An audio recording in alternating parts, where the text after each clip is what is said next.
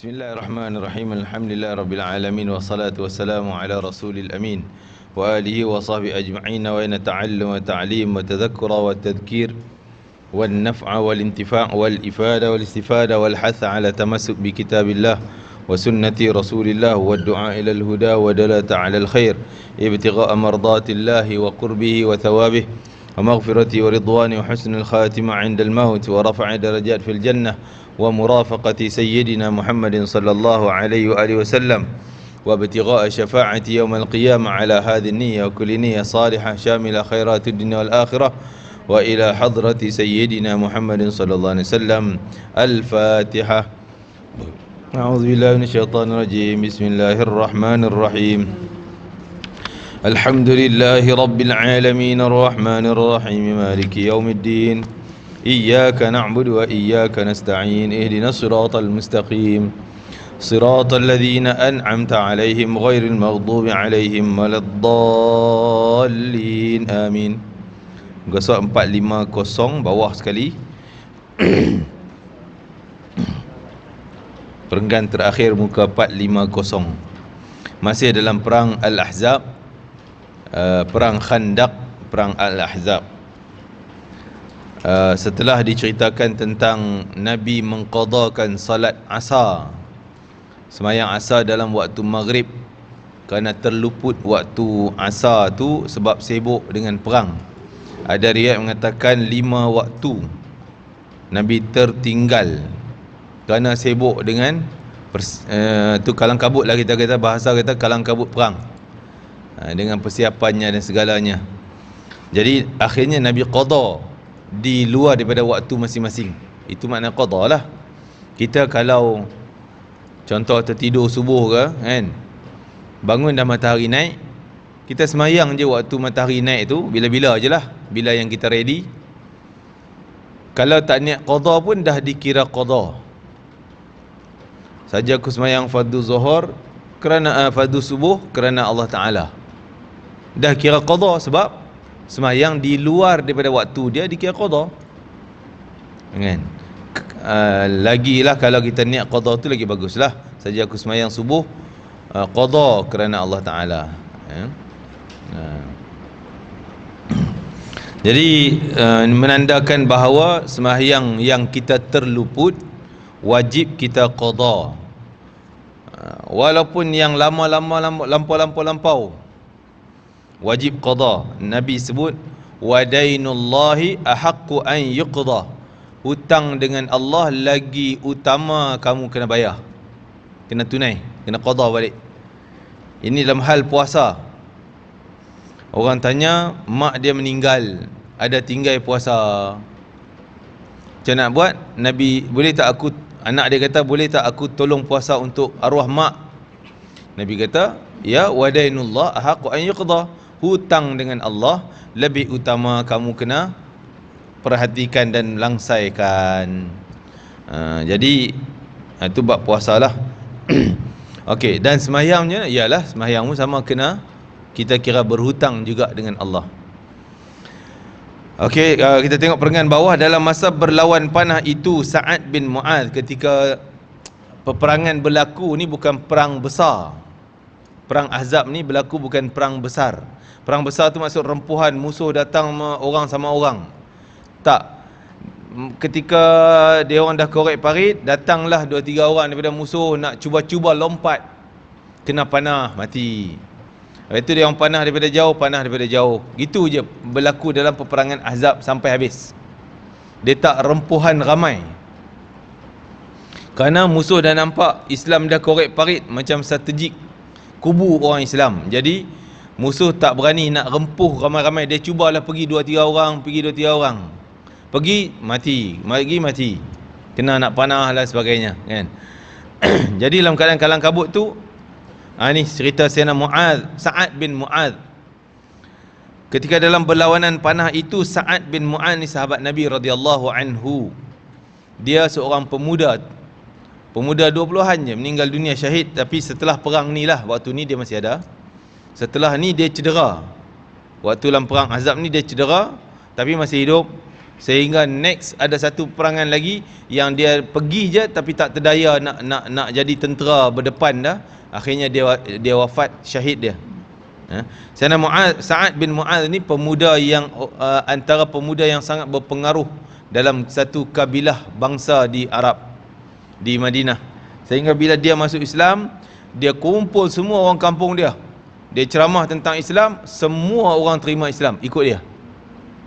Dan Nabi sangat sayang pada Sa'ad bin Mu'adh, budak muda 20-an lebih je kan, boleh mempengaruhi orang kampung masuk Islam. Nabi suka sangat dengan dia, sayang dengan dia. Tiba-tiba bila dia syahid, dia mati di rumah dia maka Nabi dengar berita Jibril bagi tahu Sa'ad dah wafat. Maka Nabi terus bergegas bangun, keluar daripada masjid, berjalan dengan laju sampai sahabat-sahabat ni kata kalang kabut nak kejar Nabi, sehingga ada yang kasut terputus, selipar dia orang terputus, tercampak, tak peduli lah, yang penting nak ikut Nabi. Apa Nabi, orang kata kalang kabut sangat, bergegas sangat nak pergi kepada rumah Muaz. Orang tak faham, dia orang sahabat tak tahu pun, Nabi tak cakap. Sampai-sampai baru tahu, kata Nabi bagi tahu Sayyidina Muaz dah wafat. Jibril bagi tahu tadi. Lepas tu dia orang tanya pula, dah selesailah mandi jenazah apa segalanya, angkat jenazah sambil mereka bertakbir Allah Akbar sampai kubur, selesai. Lepas tu barulah tanya Nabi, ya Rasulullah, kenapa kalang kabut tadi ni? Kan? Nabi kata, aku bergegas cepat-cepat tadi kerana aku tak nak malaikat berebut-rebut nak datang mandi jenazah Sa'ad bin Mu'adh, berebut nak uruskan jenazah Sa'ad bin Mu'adh. Aku tak nak bagi malaikat buat, aku yang nak buat. Kerana kemuliaan Sayyidina Sa'ad bin Mu'adh. Bayangkan anak muda 20-an boleh pengaruh satu kampung semua masuk Islam. Hanya kumpul ceramah tentang Islam. Waktu tu Nabi tak sampai Madinah lagi. Nabi belum sampai Madinah. Dia hanya masuk Islam ketika dia nak bunuh pak saudaranya. Pak saudara ni nama As'ad bin Zararah, dekat-dekat kan. Sa'ad bin Mu'adh anak saudara, pak saudara As'ad, A-S-A-D, As'ad, itulah As'ad bin Zararah.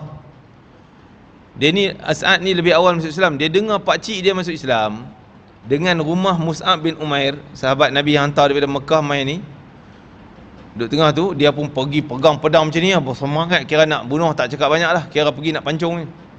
Dah tukar agama ni, masuk Islam ni. Pergi dekat rumah Mus'ab, terdengar suara-suara Quran, tapi dia tak tahu lagi ayat Quran. Dia dengar dia punya bahasa, ya Allah, cantiknya, indahnya, sedapnya. Dia terpaku kat luar dinding tu, terpacak kat situ sambil pegang pedang. Tadi bersemangat nak bunuh, tiba-tiba dah lembek lah. Dia dengar Quran, dia seronok dengar, diam dulu sampai leka, pam, pedang dia jatuh. Apa lagi, dia ambil simpan je lah pedang dia. Orang pun keluar tengok, apa dia? Oh, Sa'ad. Kenapa? Masuk tanya, apa kau baca demikian, masuk Islam kan, baru dengar ayat Quran. Orang yang memahami, menilai, tahu nilai bahasa Arab, bahasa Al-Quran, bahasa Quran lah, mukjizat Quran. Tu Sa'ad bin Mu'adh. Terajak cerita hal dia pula. Kita tengok apa nak cerita di sini. Sa'ad bin Mu'adh terkena terjahan panah pada tangannya. Itu cedera dia tu, sehingga menyebabkan urat lengannya terputus. Beliau dipanah oleh seorang lelaki Quraisy yang dikenali dengan nama Hibban bin Ariqah. Hibban bin Ariqah. Setelah terkena panah itu, Sa'ad berdoa, ya Allah, sesungguhnya engkau mengetahui bahawa tidak seorang pun yang paling aku suka memerangi mereka di jalanmu berbanding kaum yang mendustai Rasulullah SAW dan mengusirnya keluar. Maksudnya orang Quraisy lah. Engkau tahu aku ni kalau dengan orang Quraisy, aku tak akan bagi peluang. Inilah aku seronok nak perang dengan puak ni, pasal aku nak hantam dulu, pasal dia orang yang halau Nabi, sakiti Nabi. Kerana tu je, kerana tu. Ya Allah, sungguhnya aku menyangka bahawa engkau telah menghentikan peperangan di antara kami dan mereka. Jika masih ada lagi peperangan dengan orang Quraisy, maka hidupkan aku lagi. Jadi akhirnya peperangan tu tak menjadi perang besar tadi, hanya lawan dari jauh. Sampailah masa, akan cerita nanti, sampai masa bila Allah datangkan taufan, menghancurkan kubu orang kafir, 10,000 kucak kacir. kemah terbang, kuda terbalik kena apa tu, taufan tu. Kuda terbalik, tak boleh nak lari ke arah musuh, ke arah sahabat.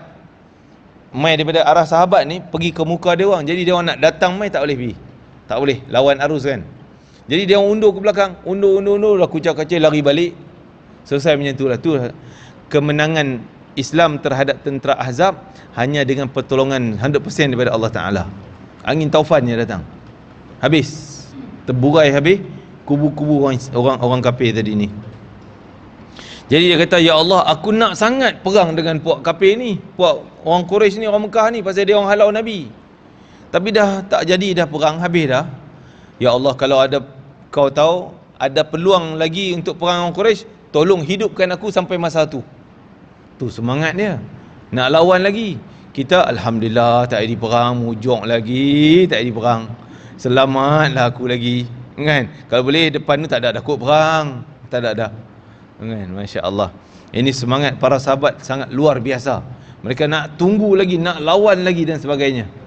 Dan dia kata apa? Jika engkau telah menghentikan peperangan, maka biarkanlah darah ini terbit memancar-mancar, dan jadikanlah aku mati kerana perang ni. Dia minta kalau depan tu tak ada perang dah dengan orang Quraisy, biar aku mati yang ni, sebab ni. Walaupun perang tak jadi, ni sebab putus orat ni, biar aku mati sebab ni. Sebab mati syahid. Dia orang cari apa tu? Ya. Nabi office masjid.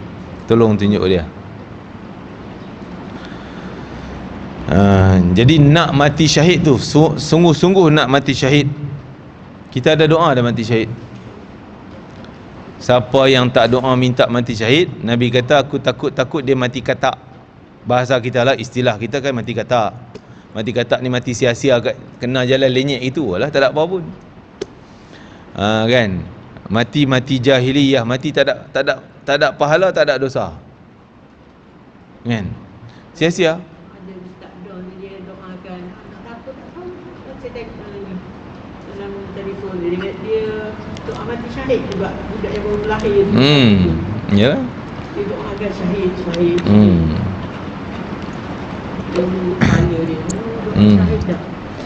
Doa mati syahid, siapa yang sungguh-sungguh minta tapi dia mati sakit biasa aja, mati COVID ke, mati apa penyakit biasalah, tetap dapat pahala macam mati syahid sungguh-sungguh pahalanya, walaupun keadaan dia mati biasa, sebab dia bersungguh-sungguh dalam minta doa tu. Jadi kalau kita berdoa sungguh-sungguh, ya Allah aku bersungguh-sungguh nak buat madrasah ni, tanah kita ada, duit tak ada nak buat bangunan, ya Allah aku nak bina madrasah, ya Allah aku nak bina madrasah, mati tak ada apa pun, kita yang meninggal, tanah tu anak pewaris kita buat lain-lain, buat rumah dia, banglo dia, apa segalanya, tak jadi pun madrasah, kita dapat pahala penuh macam dah bina madrasah. Kenapa? Kerana niat kita, kesungguhan kita, doa yang sungguh-sungguh minta. Itu Islam. Amalan niat adalah satu pahala, satu amalan. Baru niat, kita niat macam tak ada amalan, tak kerja pun kan, baru niat. Tapi dalam Islam, niat sungguh-sungguh dah dikira amalan. Sampai Allah perintah supaya malaikat, engkau ada lagi pahala dia yang kau tak catat pahala, kebaikan dia kau tak catat lagi. Malaikat kata habis dah ya Allah, semua apa yang dia buat kami dah catat. Ada lagi yang tu nak bina madrasah, nak bina masjid, ya Allah itu niat dia je pun, tak buat pun, catat sebagai pahala juga macam dia dah buat. Masya Allah. Jadi kita kena berangan lah, kena banyak angan-angan. Macam mana? Kalau mati menuntut ilmu, memang Nabi kata siapa datang untuk ilmu mati syahid. Yang kita niat mati syahid, mati untuk ilmu mati syahid, 2 kali mati syahid pahala dia. Mungkin kita sekali hidup tapi pahala 100 mati syahid, 200 mati syahid pahalanya, tapi kita mati sekali je kan. Itulah. Jadi dia minta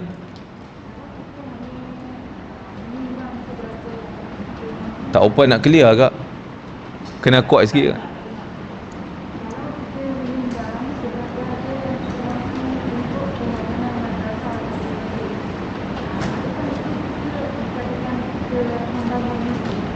Kita menyumbang kepada orang nak bina madrasah. Okey, kita dapat apa maksudnya? Kita dapat pahala bina madrasah juga.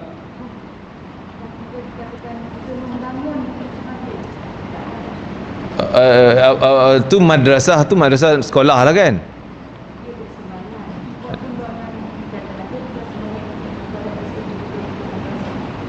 Kita buat sumbangan kepada apa? Membina madrasah atau masjid. Oh, atau masjid. Kira sebagai kita membina masjid. Yalah. Kalau dia kalau kita orang tu elankan nak buat madrasah, tak ada pun masjid, dapat pahala bina madrasah, pengajian ilmu.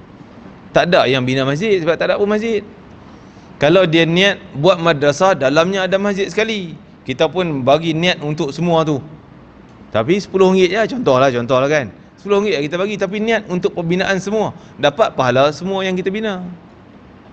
Niat kita tu kan. Tapi dia elankan nak buat bangunan madrasah, tak ada pun surau masjid dalam plan dia tu. Kita pun sumbang, dapat pahala pembinaan madrasah, bukan masjid. Kalau dia niat nak buat bangunan masjid USJ 1, kita pun bagilah RM10, dapat pahala bina masjid, bukan madrasah kan.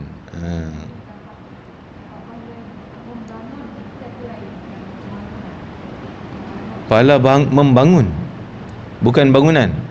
Macam tu ke soalannya? Tak, pasal tutup tu jadi tak apa nak clear, suara tak keluar. Saya tak faham. Membangun bangunan lah. Apa bezanya? Jadi ni nak buat dewan, Elan nak buat dewan, kita bagi duit nak buat dewan kan. Maksudnya bila dah naik dewan, kita mengalirlah pahala kepada kita yang menyumbang. Orang guna kuliah, orang guna sembahyang Jumaat, dapatlah. Apa beza membangun ke dapat pahala membangun ke dapat pahala bangunan? Beza ke? Tak ada beza. Tak ada beza.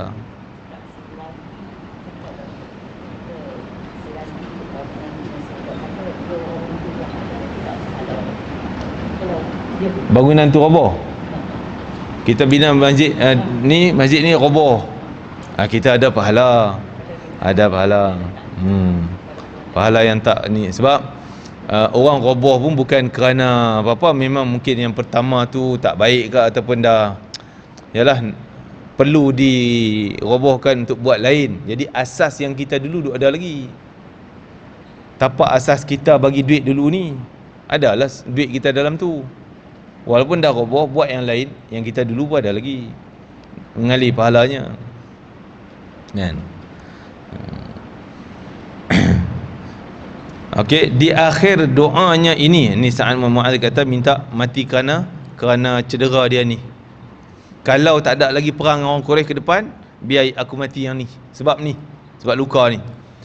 Di akhir doanya dia menyebut, janganlah engkau matikan aku melainkan sehingga aku merasa tenteram dengan pembalasan terhadap Bani Quraidah. Ni dia mati di sini. Biar maksudnya dia nak balas dendam.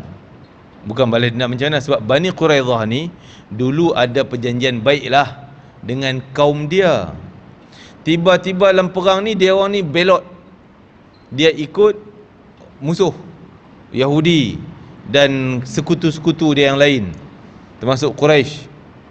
Dulu janji tak nak serang Nabi Muhammad, tapi dah belot kan, belot khianat. Maka dia kata aku nak balas dendam dengan Bani Quraidah ni kan. Sa'ad bin Mu'adz dia minta peluang supaya jangan mati sebelum aku sampai ke Bani Quraidah nak balas dendam dulu kan.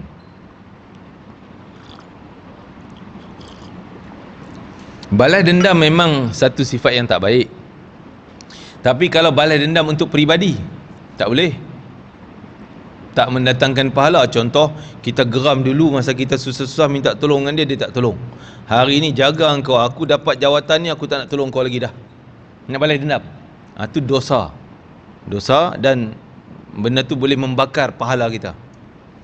Tapi kalau balas dendam kerana Islam, dulu dia ni sakiti Rasulullah, aku nak balas dia kerana Rasulullah, bukan kita peribadi. Itu pahala, itu jihad. Kerana dulu dia orang ni menghina Quran contohnya kan, kita nak balas dendam dia. Balas dendam yang tu dikira jihad fi sabilillah. Kerana dendam dia, kita dendam bukan kerana peribadi kita, tapi kerana dia buat pada suatu dengan Islam, pada Nabi Muhammad gini, kita nak balas dendam kan. Itu boleh. Jadi Sa'ad bin Mu'adh bukan balas dendam untuk peribadi, tapi dia balas dendamnya kerana dia orang ni khianat Nabi SAW, mengkhianati Nabi SAW. Bani Quraidah, salah satu pada bangsa, tak salah Bani Quraidah ni bangsa Yahudi. Tatkala tentera Islam, jadi Yahudi Madinah dulunya ada kesepakatan dengan Nabi Muhammad SAW. Maksudnya walaupun agama Yahudi, tapi kena jaga negara. Contoh macam Cina, India, Malaysia kita lah kan. Dia tak Islam, tapi dia kena jaga kehormatan Malaysia. Kalau tentera India serang Malaysia, dia orang India pun kena tolong orang Malaysia lah. Jangan belot pergi jadi tentera India pula kan. Macam tu. Tapi Yahudi ni dah ada perjanjian macam tu, tiba-tiba dia tolong orang Quraisy main nak serang Nabi. Itu kira belot lah, khianat. Tak kala tentera Islam sedang menghadapi keperitan dan kesukaran di barisan peperangan itu, ular-ular kecil yang licik melakukan tipu daya. Ular kecil bukan ular betul. Ni kira orang kata apa? Pembelot lah. Licik-licik ni, pengkhianat. Melakukan tipu daya, mula menyelinap masuk ke dalam kamar-kamar mereka dengan tujuan menyembur racun ke dalam tubuh mereka. Penjenayah besar Bani Nadir pun Yahudi, telah beredar pergi ke perkampungan Bani Quraidah, lalu bertemu dengan Ka'ab bin As'ad al-Quradi, ketua Bani Quraidah, serta orang yang bertanggungjawab menyetujui perjanjian dengan Nabi SAW. Sebelum itu dia telah memeterai perjanjian dengan Rasulullah SAW untuk membantu baginda yang terjadi peperangan. Ni Yahudi ni, Bani Quraidah, Bani Nadir.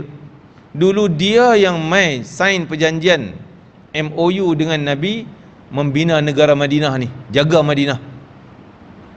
Kalau orang serang Madinah, dia kena tolong negara Madinah pertahankan.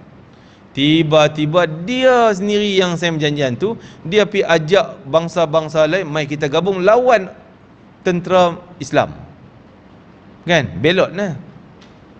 Tu dia cerita balik sebab apa dia doa dendam nak balas balik pada Bani Quraidah ni. Huyai mengetuk pintunya. Huyai ni Huyai bin Akhtab, tulis nama penuh dia, Huyai bin Akhtab.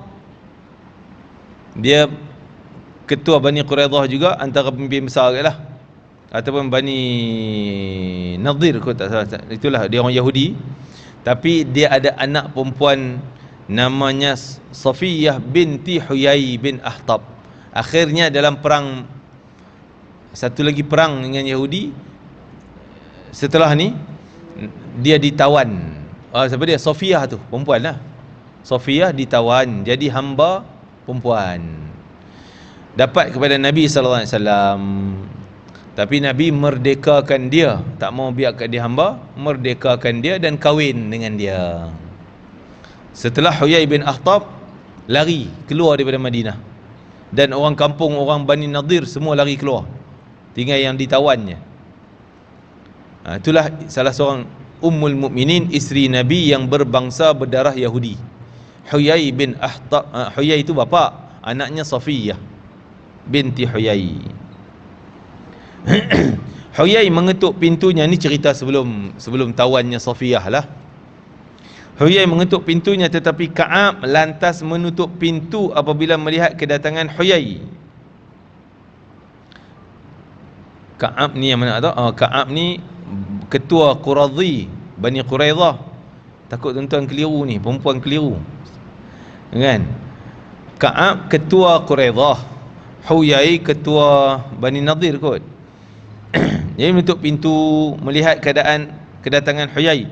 Huyai terus mendesak dan memujuknya sehingga akhir dia pun membuka pintu.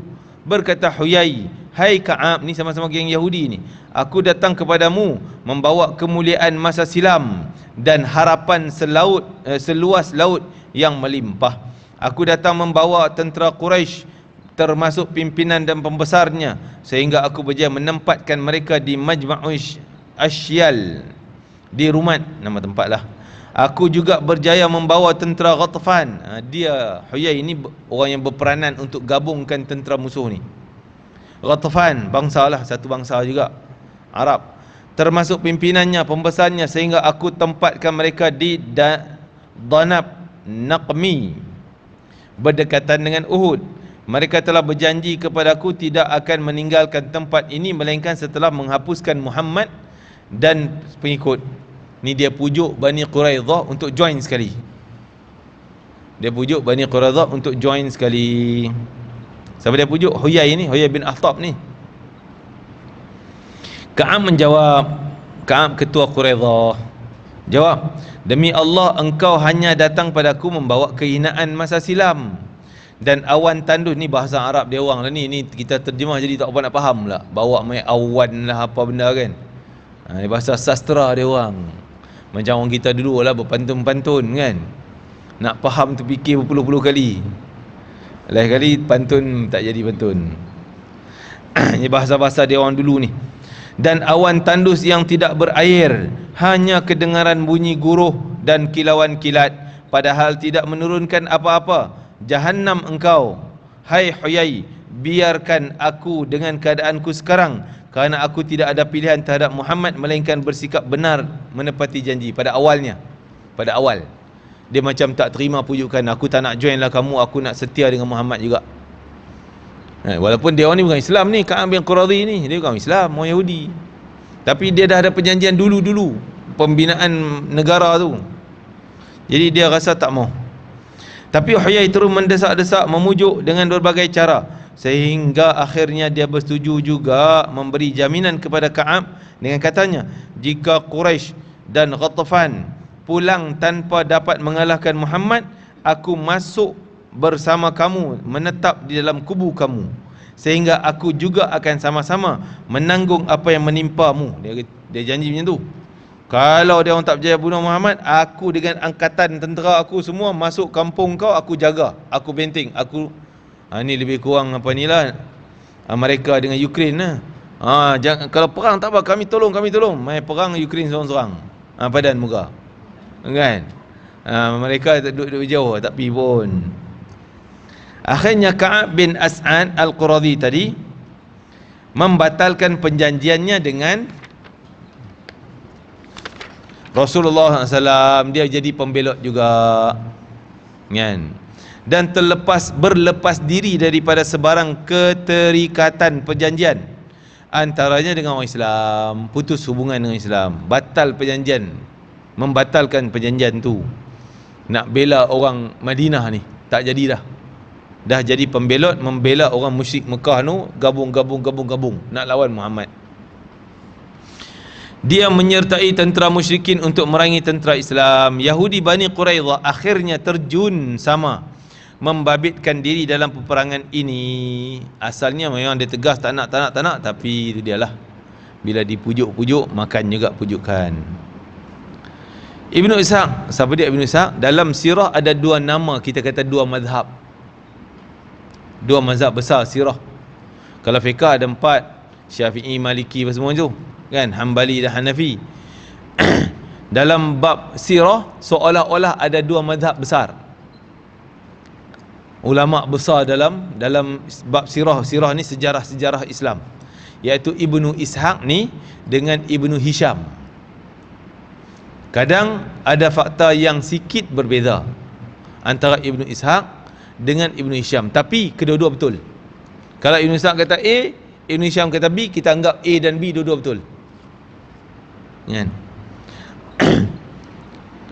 Jadi semua buku sirah sekarang ni mesti rujuk pada dua kitab dia orang berdua, kitab sirah Ibnu Hisham dengan sirah Ibnu Ishaq. Jadi di sini dia kata, Ibnu Ishaq berkata, Safiyah binti Abdul Muttalib ni Safiyah lain.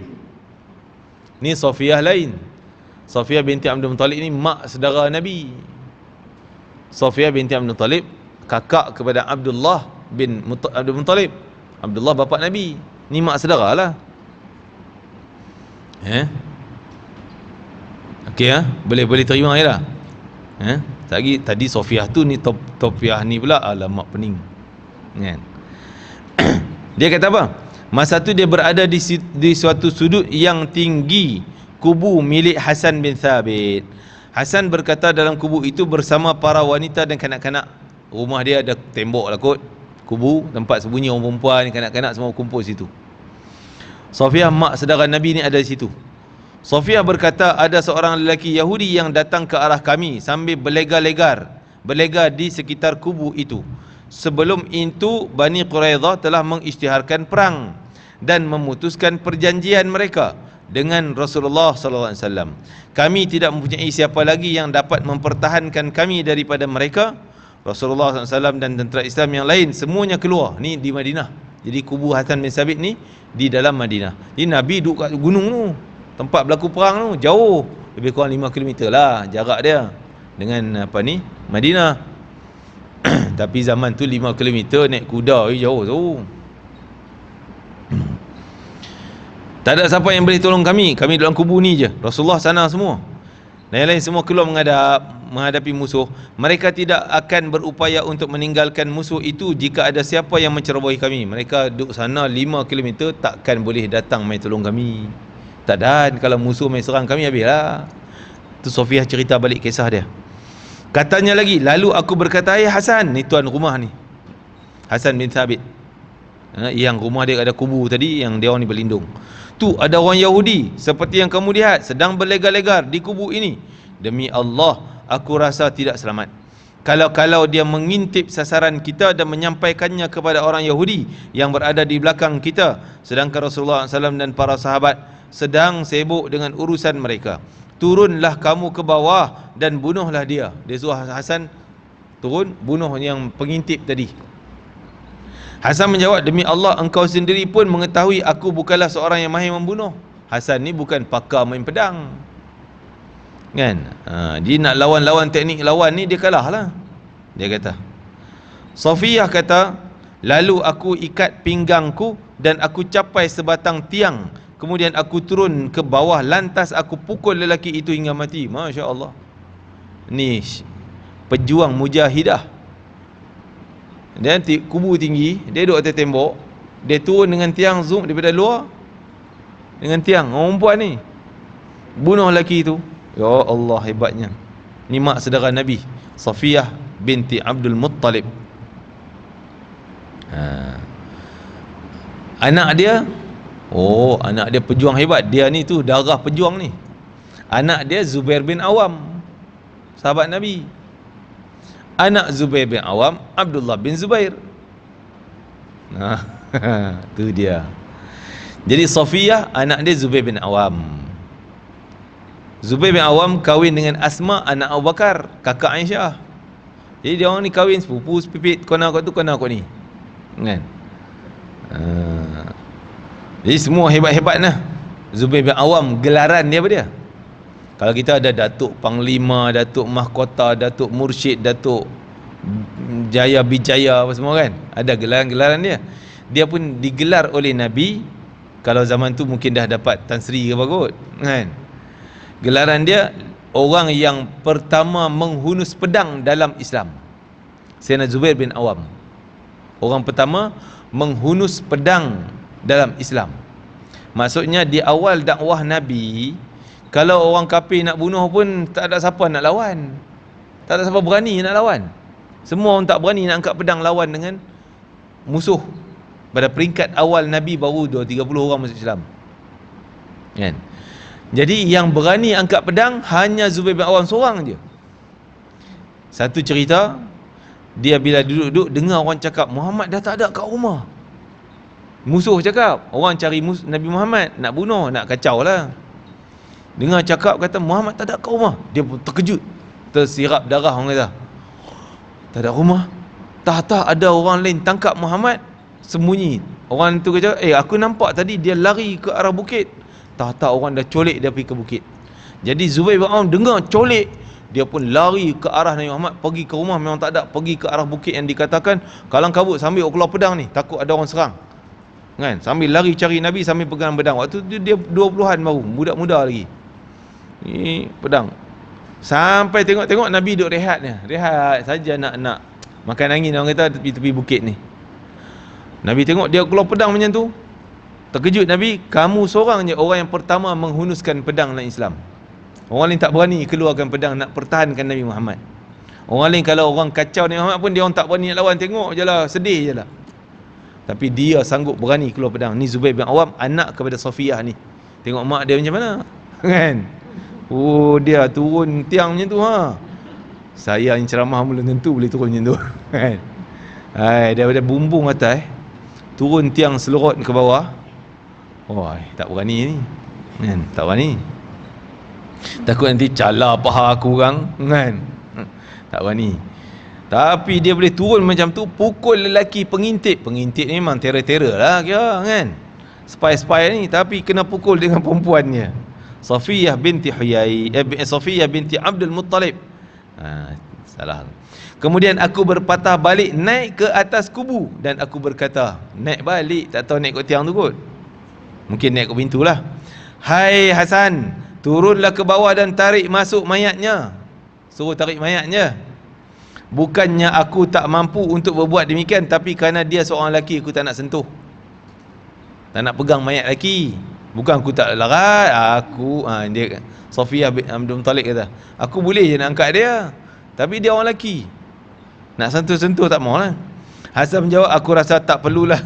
Dia ditarik atas. Hasan tak takut. Hasan bin Sabit dia takut.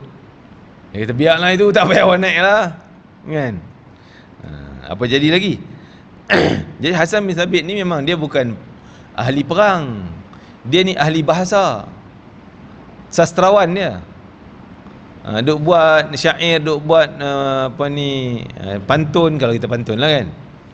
Deklamasi sajak, itu kerja dia, bukan nak angkat pedang. Nak suruh buat kerja berat macam tu, surrender lah dia. Tindakan mulia yang dilakukan oleh ibu saudara Rasulullah SAW ini, nama apa tadi? Safiyah binti Abdul Muttalib. Kena ingat nama tu. Jadi kalau pergi ke Baqi', adalah makam Safiyah binti Abdul Muttalib, mak saudara Nabi. Hebat ni, hebat, boleh bunuh orang Yahudi gitu je. Ia mempunyai kesan yang besar yang dapat menjaga keselamatan anak pinak dan golongan wanita Islam yang dalam kubu tu. Tindakan ini menimbulkan sangkaan kepada orang Yahudi bahawa kubu tersebut dikawal ketat oleh tentera Islam. Orang Yahudi daripada jauh dah jadi tak berani pergi. Kita hantar pengintip, kita spy yang hebat pun kena bunuh gitu je. Mesti tentera-tentera panglima hebat dalam ni. Dalam kubu kau jangan pergi, jangan berani-berani pergi. Ni kita hantar spy kita yang hebat, terror, taekwondo semua ni, black belt apa semua, kan. Pergi pun kena pancung macam tu ya.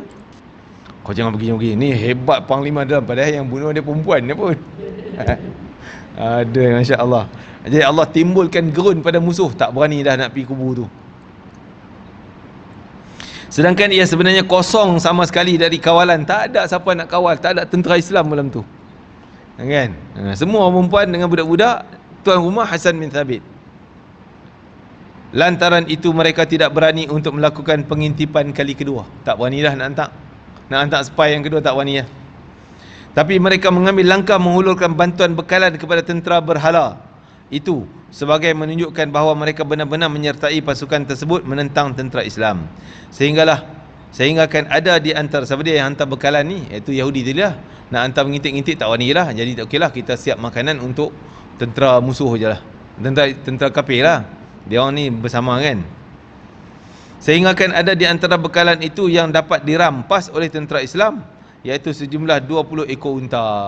Bekalan makanan di atas belakang 20 lori. Kalau kita 20 lori tu kena rampai dengan tentera Islam, sekat dengan jalan.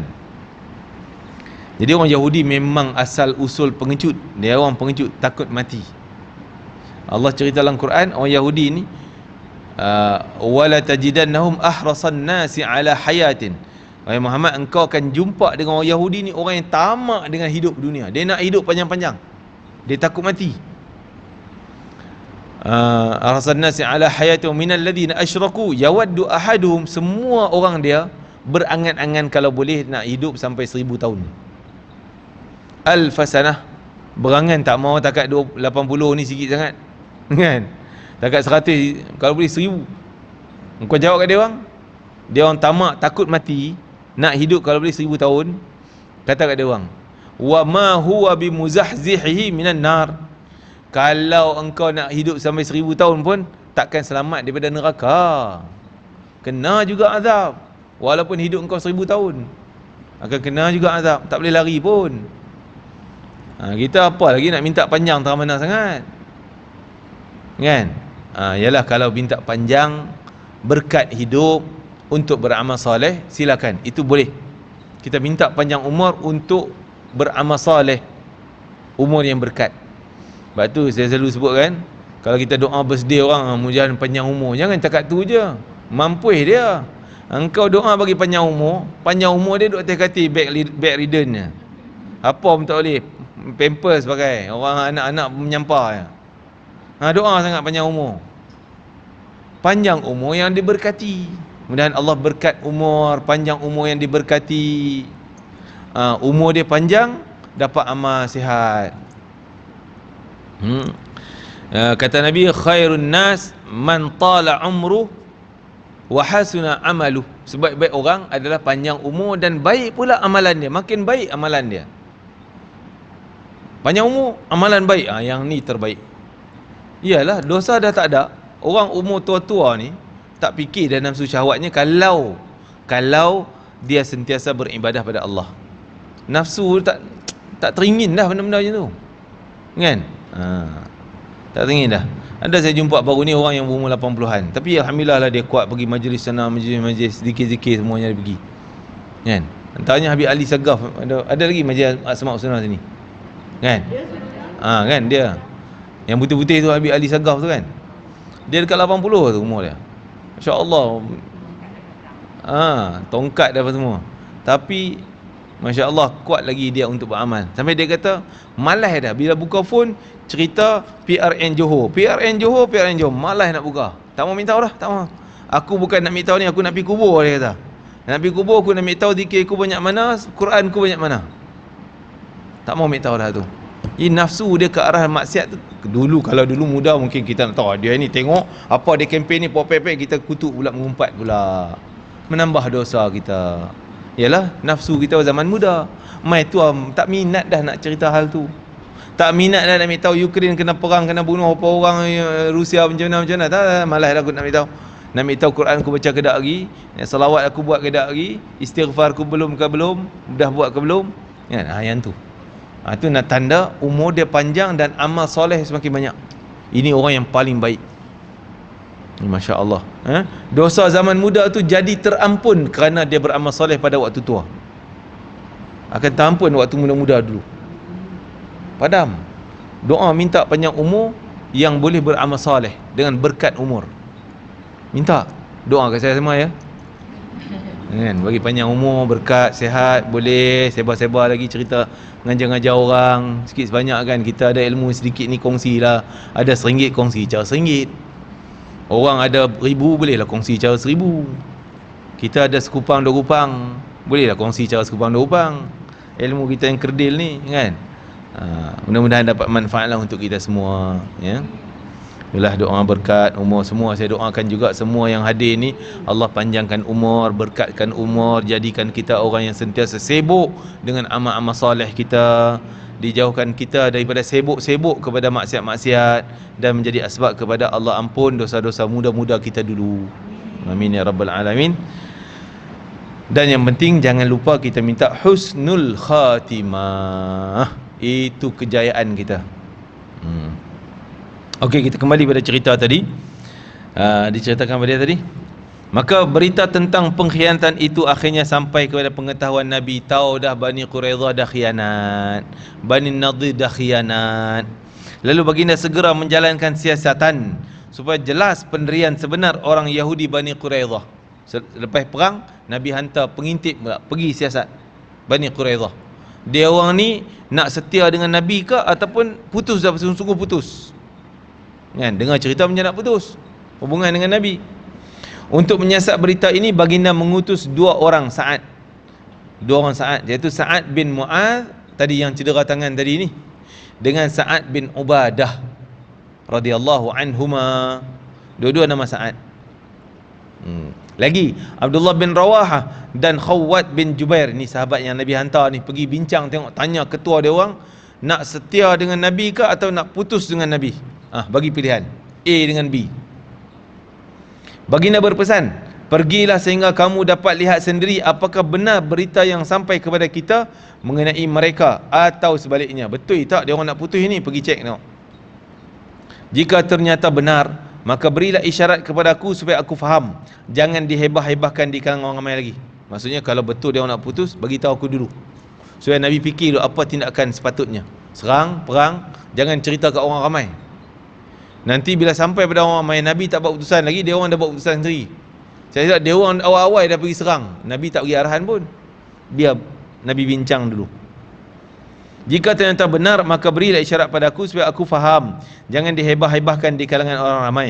Kalau mereka masih lagi berpegang kepada janji mereka, hebahkanlah di kalangan khalayak ramai. Kan? Kalau mereka kata, oh dia orang dah kami nak setia lagi dengan Nabi Muhammad dalam negara Madinah. Okey, kalau itu kau boleh cerita sebelum sampai kat aku pun tak apa. Sebab dia orang ni dah panas ni, isu panas ni, tunggu masa nak perang ni. Bila cerita pula dah putus, serang terus, jadi peperangan terus. Nabi tak nak lagi timbulkan peperangan sebelum keputusan yang daripada Nabi. Tapi kalaulah dia orang tak jadi putus, sebab cepat supaya sejuk, kedar balik. Kepanasan geram nak serang tadi jadi sejuk. Oh dah, dia orang ni nak setia. Kan? Itu dia.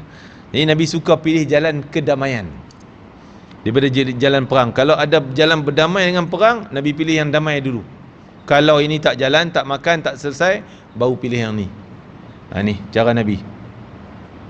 Itu pengiktirafan daripada Aisyah ni, kata Nabi kalau ada dua benda, nak buat A ke B, kalau dua-dua tu halal, Nabi pilih yang mudah, yang senang untuk orang. Kan? Dia pilih yang senang. Dua-dua halal lah, kalau dua-dua boleh.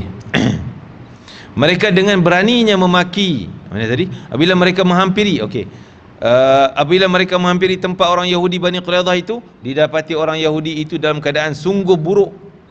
Mereka dengan berani memaki dan menyatakan permusuhan serta menghina Rasulullah SAW. Kata mereka, siapa Rasulullah? Dia pun berani hina lah. Muhammad siapa? Kan? Macam bukan tak kenal pun Muhammad tu siapa. Engkau siapa? Kan, macam nak hantam, nak lawannya. Kami tidak ada janji dengan Muhammad. No, tak ada janji apa-apa dengan Muhammad. Dah mula tunjuk taring dia orang tu. Tidak ada sebarang perjanjian. Kemudian utusan itu pun beredar balik, meninggalkan mereka. Sahabat tadi lari balik. Setelah sampai pada Rasulullah, mereka beri isyarat kepadanya dengan berkata, adal dan qarah. Adal dan qarah, bertindak adil. Qarah ni apa dia? Yang bererti mereka telah mengkhianati seperti pengkhianatan adal dan qarah. Ini bahasa kod, bahasa rahsia. Tak naklah, Nabi kan selalu dikeliling oleh orang ramai. Nabi pergi mana ada je orang keliling dia, bukan ada pejabat pun nak bincang hal ni. Jadi bila nak bagi benda rahsia pada Nabi, dia guna kod-kod macam tu lah, adal dan qarah. Nabi faham, oh dia orang tu dah khianat, dah putus perjanjian dengan Nabi Muhammad. Adal dan qarah terhadap para sahabat di Ar-Raji'. Ni juga khianat yang kita cerita dulu, Bi'r Raji' tu berlaku khianat. Jadi dia bagi isyarat macam tu je. Jadi orang dengar ni tak apa nak faham lagi lah apa adal qarah ni. Orang lain, Nabi dah faham. Dia orang dah khianat. Walaupun mereka cuba sedaya upaya menyembunyikan hal tersebut, tapi orang lain mula peka. Orang lain pun ada yang faham. Adal qarah tu cerita Bi'rul Raji'. Bi'rul Raji', perang Raji', perang khianat. Macam mana saya cerita singkat lah Bi'rul Raji', baru ya kita baca. Yalah, maklum lah kan, memang tutup buku Sadaqallah dengan kita pun Sadaqallah tak ingat pada. Bi'rul Raji' ni Dia orang datang, Rajiq nama tempat di antara Mekah Madinah. Jadi orang sini pergi Madinah, pergi minta, ya Rasulullah tolong hantar pendakwah, kami nak mengaji Islam. Nabi pun nak 10 orang pergi. Yang pergi 10 tu bukan tera perang pun, pendakwah, ustaz-ustaz, kira ustaz lah zaman tu kan, mengajar Quran, mengajar bahasa Arab, mengajar cikgu-cikgu, ustaz-ustaz semua pergi, bukanlah pakar sangat. Pergi-pergi kena kepung. Pergi sampai Bi'r Rajiq, orang Adal Qarah ni kepung dia orang, nak bunuh 10 orang tu. Berlakulah sehingga terbunuh 8, tinggal 2 ditangkap jual kat orang Mekah. Tu peristiwa tu namanya Bi'rul Rajiq. Jadi orang kampung yang kepung tadi Adal dan Qarah. Bila sebab Adal Qarah, Nabi teringatlah cerita tu. Taulah itu dikaitkan dengan pengkhianatan. Orang kampung ni panggil nak mengaji, mai-mai dia orang nak bunuh, khianat kan. Jadi walaupun mereka cuba sedaya upaya menyembunyikan hal tersebut, tapi orang lain mula duk fikir Adal Qarah. Taulah dia orang ni buat gini. Mulai peka dengan perkara sebenar yang terjadi, bahaya besar terhadap menanti mereka di hadapan. Inilah saat yang sungguh getir dalam dialami orang Islam. Tidak ada sesuatu pun yang dapat menghalang Yahudi Bani Quraidah memukul mereka dari belakang, sementara di hadapan mereka pula telah sedia menanti pasukan yang terlalu besar, dan mereka tidak boleh meninggalkan tempat itu. Anak pinak dan wanita-wanita berada di kedudukan yang hampir dengan para pengkhianat ini, tanpa sebarang kawalan dan perlindungan. Mereka berada dalam keadaan seperti yang disebutkan oleh Allah Ta'ala, wa izzaghatil absar wa balaghatil qulubul hanajir wa tadhunnuna billahi dhununa hunalika batuliyal mu'minuna wa zulzilu zilzalan syadida. Dan masa itu ada masa pemandangan mata, ialah masa pemandangan mata kamu tidak berketentuan arah kerana gempa dan bingung. Jadi tak tahu maksudnya, mana ni? Sana ada orang. Jadi kalau duk perhati, takut macam itulah kan. Itu gambaran zaghatil absar. Jadi hati jadi gementar. Mana? Inilah yang duk dalam bersama dengan Safiyah binti Abdul Muttalib tadi dalam kubur tu. Semua takut, tak ada siapa nak jaga. Pengawal gad-gad tak ada langsung. Kan? Allah abadikan kisah orang yang terkepung ataupun menyelamatkan diri dalam kubur Hasan bin Thabit bersama Safiyah binti Abdul Muttalib kan. Jadi serta hati pun gelisah, cemas, takut, dan kamu masing-masing pula menyangka terhadap Allah dengan berbagai-bagai sangkaan. Pada saat itu diuji orang-orang beriman dan digoncangkan perasaan dan pendiriannya dengan goncangan yang amat dahsyat. Ni kisah Safiyah binti Abdul Muttalib dengan orang dalam kubur tersebut dalam keadaan kalang kabut. Jadi kadang-kadang Allah test kita macam ni, uji kita.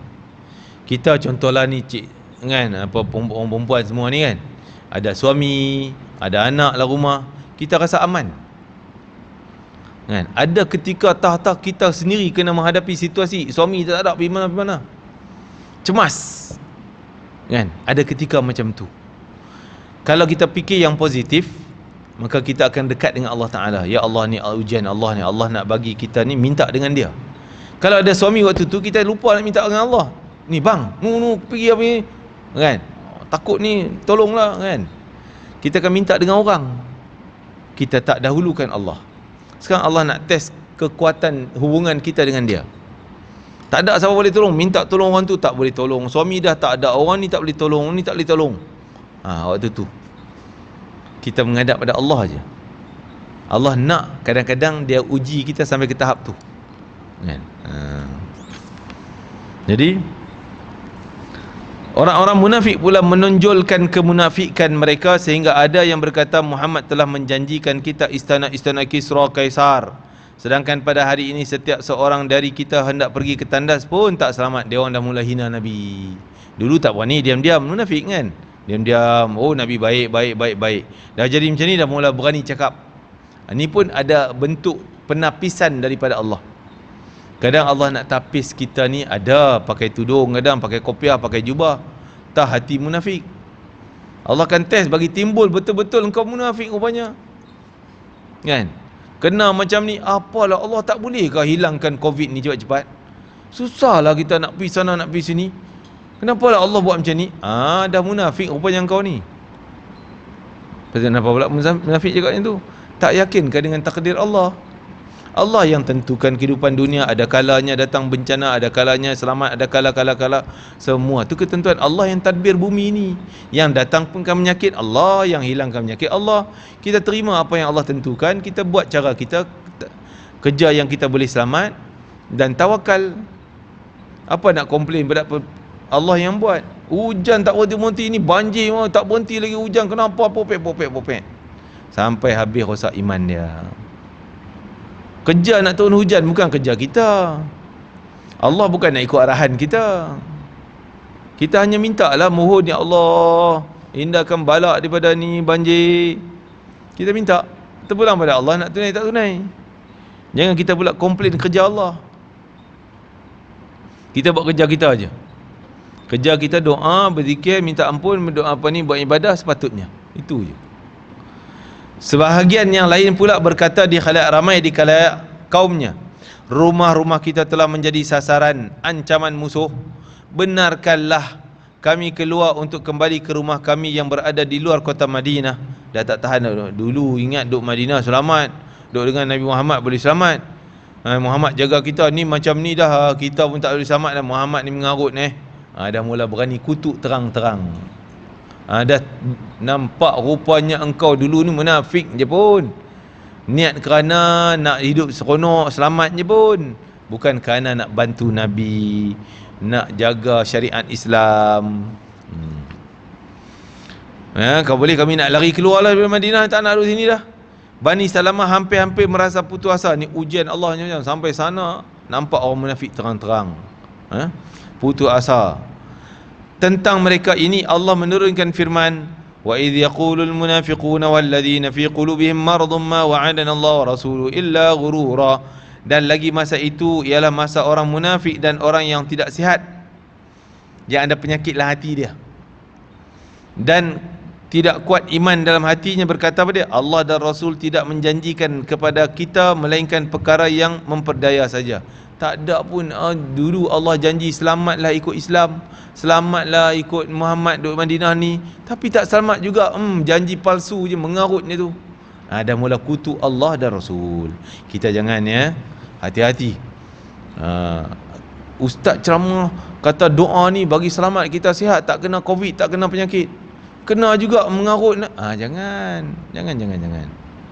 Kita kenapa lihat pada salah doa tu? Cuba kita tengok, mungkin mulut kita ni yang salahnya, kan? Contoh orang kata, kalau engkau pergi ke istana jumpa Raja Agung sekat kereta agung ni, agung pemurah, kan? Kau bagi surat-surat mesti dapat punya. Kita pergi adalah benda tak kena, pergi waktu tu bawa pisau, kan? Kita bawa pisau pergi minta, Agung suruh polis tangkap. Bohonglah engkau ni, aku sekat tak dapat. Yalah, engkau ada benda tak kena dengan kau tu. Kita juga doa bagus, mustajab, tapi yang tak kena tu dalaman hati kita kotor lagi, dosa bertimbun lagi, permohonan kita ditangguh ke tepi, Allah tak tunai lagi. Jangan salahkan doa, jangan salah ayat Quran. Kan? Sahabat Nabi baca ayat Quran Fatihah je, terus sihatnya orang tu. Kita baca Yasin, bukan takat Fatihah. Fatihah baca Yasin 40 kali, tak jadi juga. Tak jadi Yasin ni. Bukan salah Yasin, bukan salah Fatihah. Kita ni yang salah kotor banyak gini, Allah tak terima. Itu dia. Dia orang nampak Allah palsu, bohong punya janjinya, mengarutnya, tak berjaya pun. Dan juga masa itu ialah masa segolongan di antara mereka berkata, wahai penduduk Yathrib, Madinah, tempat ini bukan tempat bagi kamu untuk berjuang di sini. Oleh itu baliklah kamu. Jadi banyak orang luar Madinah tengok aman Madinah, dia orang datang duduk berlakon Islam, walaupun tak minat pun Islam, munafik lah. Tapi bila berlaku macam ni, dah mula keluar, aku dah lama dah tak pernah nak percaya dengan Madinah ni, tak percaya dengan Rasulullah ni, aku nak balik lah. Dan sebahagian dari mereka pula minta izin kepada Nabi hendak balik, sambil berkata, sungguhnya rumah-rumah kami memerlukan perlindungan Padahal ia tidak memerlukan perlindungan apapun. Dia kata, kat rumah kami tak ada orang nak jaga, kami nak balik kampung balik. Padahal tak pun, sebenarnya dia nak lari keluar daripada Madinah. Mereka hanya bertujuan hendak melari diri dari pejuang menegakkan tentera Madinah. Masya Allah. Itu ceritanya.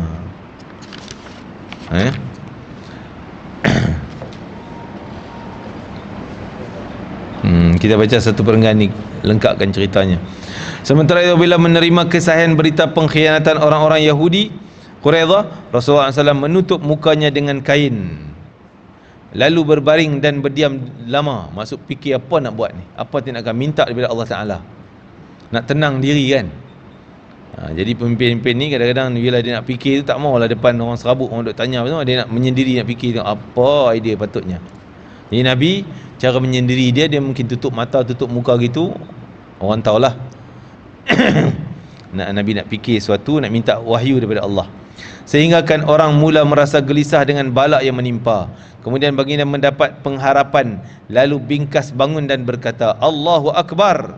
Dapat idea kot, dapat wahyu. Terimalah berita gembira hal sekalian orang Islam dengan kemenangan daripada Allah dan pertolongan.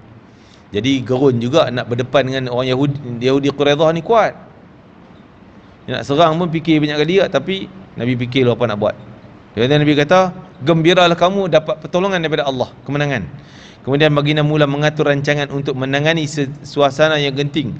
Salah satu rancangan baginda adalah menghantar pengawal ke Madinah supaya anak-anak dan para wanita tidak diserang. Jaga, hantar pengawal pergi kawal kubu tadi. Akan tetapi rancangan ini memerlukan satu tindakan yang mantap sehingga menyebabkan pihak lawan berpecah belah sama mereka. Untuk mencapai matlamat ini, baginda bercadang untuk mengadakan perjanjian dengan Uyainah bin Husin dan Al-Harith bin Auf, dua orang ketua kabilah Ghatafan, orang Arab juga, bukan Yahudi, tapi orang Arab Ghatafan, agar mereka bersetuju membawa kaumnya beredar meninggalkan medan perang. Pujuk dia orang berdua ni, suruh balik. Sebagai balasan, mereka akan diberikan 1/3 hasil kurma Madinah, kan? Bagi hadiah. So mereka ni, dengan itu orang-orang Islam hanya akan menghadapi tentera Quraisy dan bolehlah mereka menewaskan Quraisy. Tak naklah jadi kalau Quraisy saja Islam boleh menang, tapi gabung ni yang nampak berat, kan? Kerana mereka telah berapa kali mengetahui sejauh mana kekuatan tentera Quraisy. Cadangan baginda itu dibahas hebat di kalangan para sahabat. Lalu baginda minta pandangan dua orang Sa'ad dalam hal ni, Sa'ad bin Ubadah dan Sa'ad bin Mu'adz tadi ni. Berdua berkata, wahai Rasulullah, kalau Allah yang menyuruh engkau melakukan ini, maka kami sedia mendengar dan mati. Kalau ini perintah Allah, kami tak bertikai, kami laksanakan apa aja. Tapi kalau ini hanya pandangan engkau ya Rasulullah, kami pun ada pandangan, nak bagi pandangan. Nabi kadang-kadang ada, ini keputusan wahyu, para sahabat tak akan bagi pandangan dah, sebab keputusan wahyu terbaik, kan? Tapi ada ketika Nabi kata, ini pandangan peribadiku, bukan keputusan wahyu. Jadi adalah peluang untuk sahabat bagi pandangan, cadang. Wahai Rasulullah, kalau Allah menyuruh engkau melakukan ini, maka kami sedia dengar, kami buat. Tak cakap banyak. Kalau ianya ialah mengikut perkiraan kamu, pandangan peribadi untuk kebaikan kami, maka kami tidak akan memerlukannya. Jadi kami bagi pandangan yang kedua. Sebelum ini, semasa kami dan mereka sama-sama berada dalam syirik dan menyembah berhala, mereka tidak sudi untuk memakan sebiji kurma pun, melainkan jika dihidang sebagai tetamu atau dijual, kan? Jadi mereka tak minat sangat, takat nak bagi 1/3 hasil kurma ni, tak tergiur lah dia orang, tak teringin pun dia orang ni, kami tahulah. Maka bila Allah memuliakan kami dengan Islam dan berikan hidayah kepada kami serta muliakan kami denganmu, apakah kami hendak menyerahkan kepada mereka harta benda kami? Demi Allah, hanya pedang saja yang akan kami serah pada mereka. Maksud cadangan dia, kita perang je Bani Quraidah ni, tak payahlah nak suruh balik kita bagi kurma, nak berdamai, tak payah. Ini pandangan peribadi. Dah Nabi kata tadi, dia bagi pandangan je, kan? Okey, kami bagi cadangan dia. Cadangan saya perang. Itu ringkasan daripada yang tadilah. Cadangan kami, kita bagi hadiah pedang je, masuk perang lah. Kemudian baginda bersetuju perang pendapat mereka berdua, Sa'ad bin Mu'adz dan Sa'ad bin Ubadah. Itu hanyalah usahaku untuk keselamatan kamu. Maksud Nabi kata itu hanya pandangan pribadi, bukan wahyu. Jadi kamu dah bagi pandangan yang macam tu, okey, aku setuju. Nabi pun bermesyuarat, kan? Disebabkan aku melihat orang-orang Arab semuanya sepakat untuk menyerang kamu. Kemudian Allah Ta'ala mengatakan sisi, okeylah, kita berhenti kat situ lah. Cerita sampai situ. Jadi kesinambungan daripada selesainya perang Khandaq ni, maka mereka serang Bani Quraidah pula, yang khianat tadi ni, kan? Sebab dia jadi ibu, HQ, center kepada tentera-tentera bersekutu Bani Quraidah yang merancang ni. Jadi itu ada satu yang terkenal, bila nak pergi perang, Nabi suruh para sahabat pergi cepat-cepat balik je daripada perang Parit ni, Khandaq ni, Ahzab ni, balik Madinah, terus pergi Quraidah, jangan masuk rumah. Sebab nak bertindak serang hendak, bagi mengejut. Memang itulah perjuangan sahabat. Letih lah kalau kita, alamak, nantilah ambil cuti dulu seminggu, baliklah ni nak jumpa isteri dulu, semua kan. Aduh, itulah kita lemah. Dulu balik, jangan serang hendak terus pergi Bani Quraidah. Nabi kata jangan semayang asar kecuali di Bani Quraidah. Waktu petang dah, Zuhur dah dekat asar dah. Nabi kata jangan semayang asar kecuali di Bani Quraidah. Jadi rombongan sahabat berpecah dua pemahaman.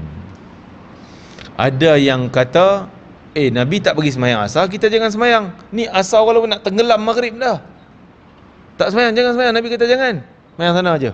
Dah sampai Bani Quraidah, dah azan maghrib, masuk maghrib dah, asar tak semayang. Ni satu kumpulan sahabat. Satu kumpulan sahabat lagi kata, tak, Nabi suruh tu semayang asar sana supaya kita lari cepat-cepat, pecut. Tapi dah tak terdaya, kita jalan slow, kita semayang jalan asar kat sini, tengah jalan, kan? Nanti dah kita lambat, semayang asar dululah. Yang ni kata, Nabi kata jangan, kita teruskan. Jadi dua pasukan, dua pemahaman. Yang faham, wuduk dia singgah mik gitu lah. Kok ada yang ada wuduk, ada yang tak ada wuduk, singgah lah, berhentilah, kan? Jadi tadi para sahabat pun pecah dua. Yang tak nak semayang asar terus pergi sampai sana maghrib dah semayang. Dan yang tadi semayang asar juga lambat sampai. Bila sampai di sana, Nabi cerita pada Nabi kata kedua-dua betul. Kedua-dua pemahaman tu betul belakang. Yang kata tak semayang sampai sana dah maghrib, qada asar, betul, tak salah, itu arahan Nabi. Dan sibuk dengan perang, boleh tunda tadi, maksudnya tertinggal pun tak berdosa, bukan sengaja. Dan yang semayang juga pun betul, kan? Dua-dua betul. Jadi ini nak menunjuk kepada kita ni, kepala kita memang ada yang memang tak sama pun, kan? Kita cerita ni, ada ni faham macam ni faham macam ni. Ada ketikanya kalau dalam hal urusan kita, ya betul lah, kita boleh buat pilihan. Tapi dalam urusan agama, kita tak boleh lah ikut kepala kita. Kita kena ikut pandangan ulama-ulama kita. Ulama ada pandangan yang berbeza. Ada kata sentuh perempuan batal wudu, ada kata sentuh perempuan tak batal wudu. Semua dalil Quran. A pun dalil Quran, B pun dalil Quran. Yang ni kita jangan kata engkau salah lah, engkau kata batal, dosa tau, engkau ahli neraka tau. Yang ni pula engkau kata tak batal, ahli neraka engkau. Jangan macam tu. Kita anggap dua-dua betul, cuma saya lebih suka pegang yang ni. Ini mazhab saya, pandangan ulama saya, kita pegang ini. Dia dengan hal dia tak apalah, Allah terima juga. Ni contoh daripada kisah Bani Quraidah ni. Nabi kata, Nabi bagi satu arahan, tapi jadi dua, praktikalnya dua pasukan, dua pemahaman, kan? Dan Nabi kata kedua-duanya betul. Wallahu ta'ala alam. Barulah kita balik ke USJ satu. Dah pergi perang tadi ni, kan?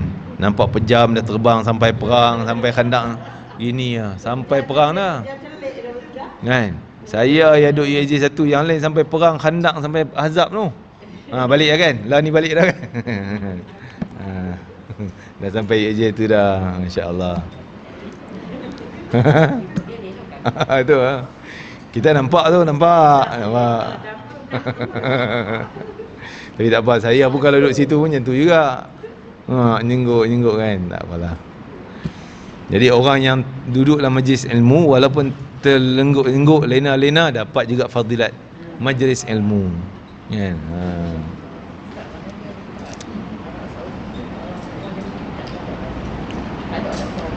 Lah ni Yahudi yang betul-betul Yahudi, nampak Yahudi betul tak ada lah, tapi kepala dalam Yahudi tu ada lah banyak. Pemikiran Yahudi dan darah asal usul Yahudi masih ada, yang dah bercampur dengan orang Arab kan. Tapi kalau selidik memang ada darah Yahudi, ada, yang tu ada, tapi rupa Islam lah, dia rupa Islam lah, kan. Banyak lah tu, yang tu banyak darah-darah Yahudi tu. Yalah, masa dulu Yahudi duduk di Madinah pun dia orang ada juga kahwin dengan orang Arab di darah-darah tu, keturunan.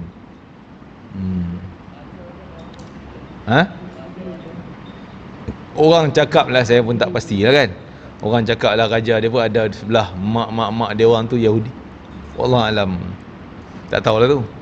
Tu cakap-cakap orang. Jadi apa itulah, sebab tu perang Ahzab ni Allah musnahkan dengan taufan tadi. Sebab tu kita mengagungkan kejayaan perang Ahzab, sehingga kita jadikan dalam zikir kita takbir raya kan. Wa hazamal ahzaba wahdah, la ilaha illallah, sadaqa wa'dah wa nasara 'abda wa 'azza jundahu wa hazamal ahzaba wahdah. Telah kalahlah tentera Ahzab dan telah benarlah janji Allah, kan. Allah kata nak tolong, tengok sangat waktu genting ujung dah rasa tak boleh nak menang, Allah datang bantuan.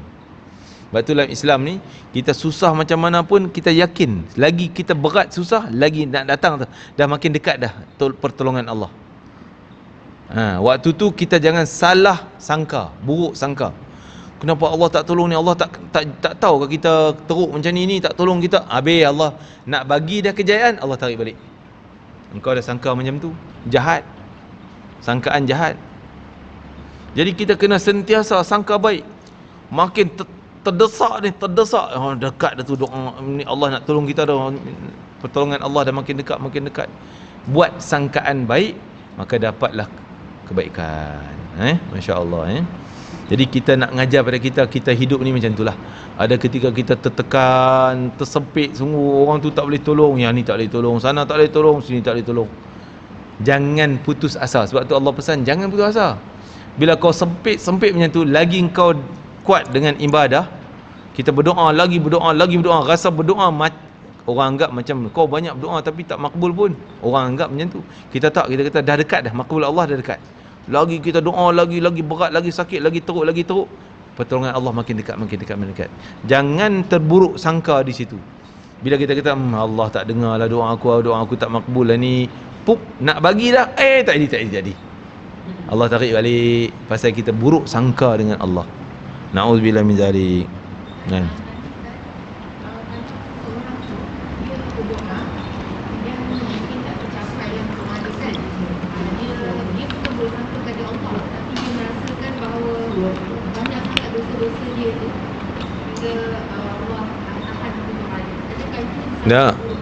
Ada apa ni, yang buruk sangka ni dia anggap Allah tak makbul, tak dengar doa dia, tak makbul doa dia.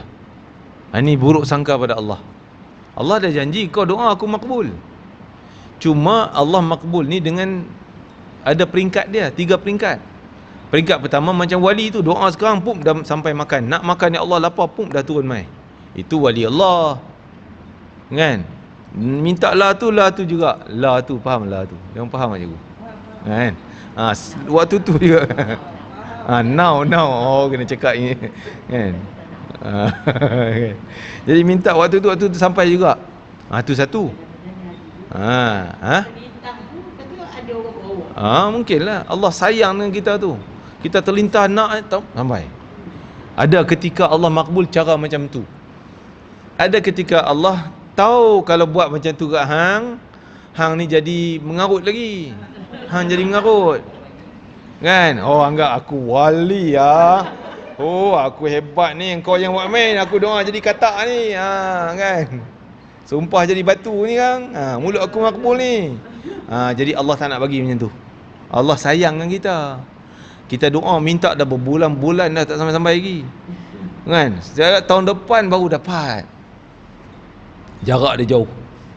Supaya kita hilang perasaan ujub, rasa kita ni hebat. Ada ketika Allah tak bagi pun semasa hidup dunia kita. Kan? Kita dah mati baru Allah bagi. Tapi tetap dapat. Apa yang kita minta tetap dapat. Mungkin Allah ganti dengan lain. Kita minta, ya Allah, aku nak minta jadi kaya macam Tan Sri Bukhari. Oh kan. Allah tahu aku kalau bagi kaya kat hang mengarut. Hang jadi habis lupa aku dah. Hang tak datang masjid dah. Orang jemput kuliah pun tak mai dah. Kan? Dah kaya punya terbang ke mana, terbang ke sini. Allah tak tunai. Tapi Allah ganti dengan terelaknya kita daripada bala Allah. Allah ganti dengan benda-benda lain. Kan? Tu Allah yang faham tentang kita. Kadang-kadang kita macam budak, mak kan, kita mak, anak kita kecil baru 2-3 tahun, minta nak main pisau. Dia nak main seronok, kita nak bagi ke? Nak ambil juga pisau, menangis, mengamuk tak dapat pisau. Gunting tajam tu nak gunting, dia nak main gunting. Apa kita? Kita tak apalah, tunailah hajat dia. Kita kabulkan hajat dia, bagilah dia main pisau. Pisau tu, pisau cukur tajam tu. Budak 2-3 tahun, setahun kan? Bagi je lah. Ini kita yang tak cerdik. Kita pasti kita tak boleh. Marah, kita akan marah dia, mungkin kita halang dia. Dia mengamuk macam mana kita tak akan bagi. Hati kita ni macam budak-budak tu lah dengan Allah. Allah tahu benda ni bahaya untuk kau. Allah tak nak bagi sekarang. Tapi jangan buruk sangka. Jangan kata Allah tak makbul doa saya. Ini jahat. Mulut jahat dengan Allah. Allah tak makbul doa saya. Kalau kata Allah tak makbul lagi, mungkin adalah silap saya, kotor saya, dosa saya, itu tak apa. Belum lagi terima, belum terima. Jangan kata Allah tak makbul langsung. Ini memburuk sangka pada Allah, seolah kita menafikan ayat yang Allah kata ud'uni astajib. Engkau minta, aku tunai. Kita kata Allah tak tunai. Kita tak percaya pada Quran. Jangan itu, ya. Itu buruk sangka, ya. Dan satu lagi, lebih-lebih lagi orang yang nak mati. Orang yang nak mati wajib kita baik, bagi gambaran kat dia baik sangka pada Allah. Jangan gambaran buruk sangka. Katalah dia ni memanglah ahli jin jahatnya lah, jin eprit dengan segala bapak segala jin eprit ni. Punya jahat, dosa. Curi apa dia tak curi, semua dia curi. Dadah pun dia hisap, berzina ke apa segalanya dosa. Time nak mati, mungkin kita ni kakak dia ke, adik dia ke, adik-beradik rapat lah, kita dekat dengan dia. Jangan kata kau ni dosa banyak tak ada bertaubat, memang neraka lah kau. Memang dah ada api dah menyala dah untuk hang tu, teruk sangat. Ini kita bagi buruk sangka pada dia. Dosa tau, kita yang dosa. Nanti dia kata, alah habis aku neraka. Dia dapat neraka. Tapi kita bagi timbulkan baik sangka dia. Tak apalah, insya-Allah Allah ampun dosa engkau. Berkat doa mak, doa kakak apa semua, engkau Allah ampun. Istighfar sekarang, minta Allah ampun. Allah selamatkan kau. Allah, walaupun kita tahu dia punya teruk semayang bentak kan. Tapi kita dah masa dia sempit, nak mati dah, kita bagi baik sangka. Mudah-mudahan, mana tahu dengan baik sangka kebaikan sikit tu yang dia sempat buat, peluang sikit yang dia sempat buat, Allah terima. Dia baik sangka, aku bagi je lah. Kan? Jangan kita biar padan muka dia, biar dia masuk neraka. Teruk sangat ni, kan? Saya nak kita pun terlibat dengan dosa neraka. Wal'iyadzubillah. Itu baik sangka dan buruk sangka pada Allah.